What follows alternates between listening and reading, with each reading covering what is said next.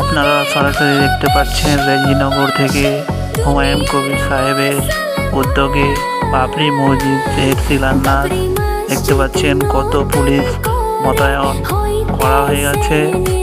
আপনারা সকলে আমার এই লাইভটা দেখতে থাকেন, আপনি শেষ পর্যন্ত দেখবেন। অবশ্য কেউ ভিডিওটা স্কিপ করিবেন না। কি হুমায়ুন কবির সাহেব কি বলছেন।